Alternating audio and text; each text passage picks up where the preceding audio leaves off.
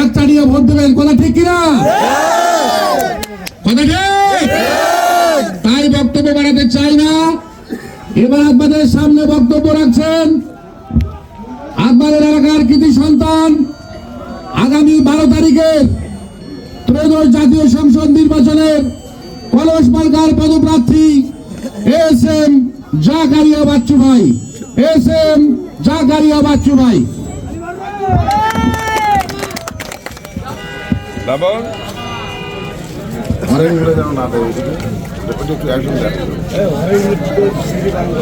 বিসমিল্লাহির রহমানির রহিম।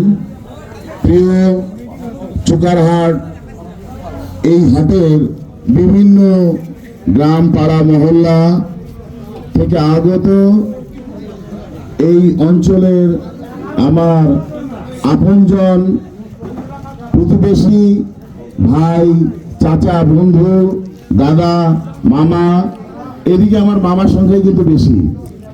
মামা,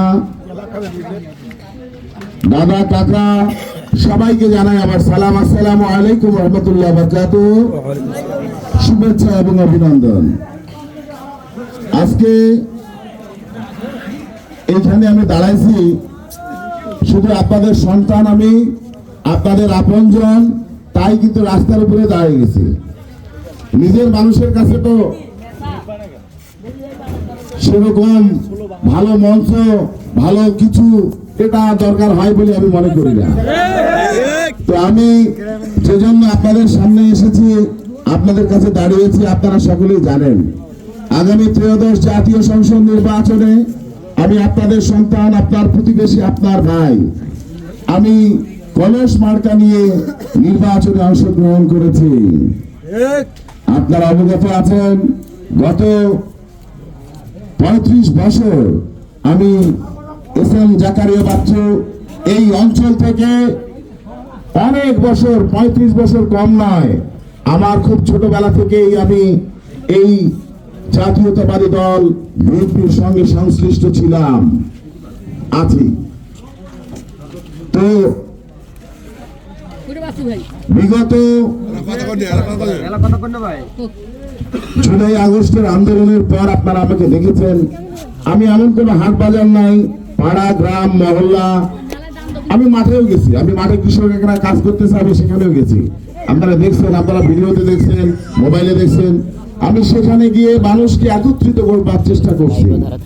আমি এতটুকু জিনিস বোঝানোর চেষ্টা করছি যে দীর্ঘদিন ধরে অনেক নেতাকে আপনারা ভোট দিলেন, অনেক নেতা নেতৃত্ব দিয়েছে, কিন্তু গ্রাম থেকে একজন ভালো নেতা তৈরি করবার জন্য আমি মানুষকে প্রোভাইড করেছি, মানুষকে বুঝিয়েছি, মানুষের সংস্পর্শে এসেছি।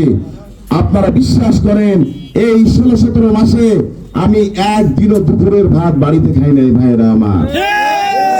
অক্লান্ত পরিশ্রম করেছি, বিনিময়ে কি পেলাম আপনারা দেখেছেন।